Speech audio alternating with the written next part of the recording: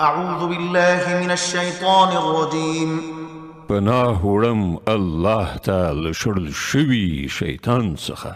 بسم الله الرحمن الرحيم د الله په نوم چې ډېر زیات مهربان پوره رحم لرونکی دی. قل يا أيها الكافرون لا أعبد ما تعبدون.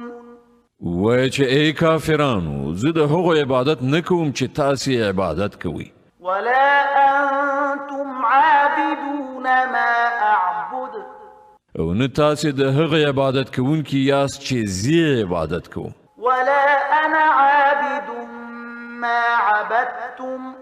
او نه هم زه هیڅکله د هغو عبادت کوونکی یم چې تاسې عبادت کړی دی.